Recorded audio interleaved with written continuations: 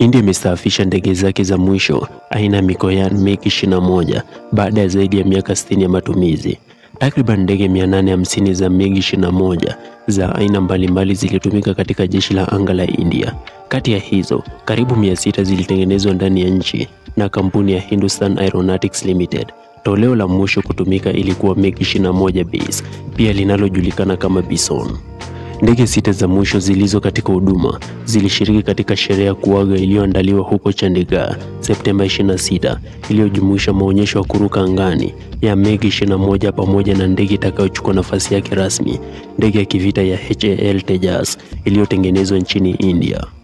Akizungumza katika sherehe hiyo ya kustaafu, waziri wa ulinzi wa India Rajnath Singh alisema ndege hiyo ilikuwa imejikita sana katika kumbukumbu na hisia za nchi yetu, akibainisha kuwa ndege hiyo ya Kirusi imechangia usalama wa India kwa miaka mingi.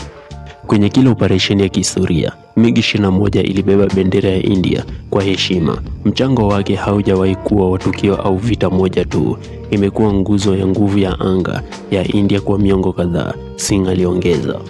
Wengine watakuwa na hisia mseto kutokana na kustaafishwa kwa jukwaa hili. Pia ndege hizo 850 zilizotengenezwa, takriban 480 zilipotea kwenye ajali kati ya mwaka 1971 na mwaka 2012. Rasmi zinaonyesha kuwa zaidi ya marubani 170 waliuawa pamoja na raia 39. Takwimu hizi pia zinajumuisha ajali za ndege aina ya MiG-27, ingawa aina hiyo ilitumika kwa idadi ndogo. Angalau ndege 20 za MiG-21 za India zimeanguka tangu mwaka 2010.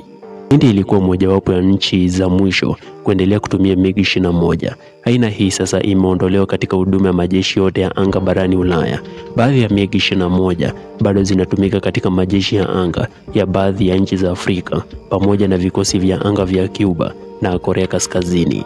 MiG-21 zinazotengenezwa na China zinazojulikana kama F7 au J7 bado zinaendelea kutumika kwa idadi kubwa, hasa katika majeshi ya anga ya majirani wa India kama vile Bangladesh na Pakistan, ambako F7PG hutumika kama ndege ya ulinzi wa haraka dhidi ya mashambulizi.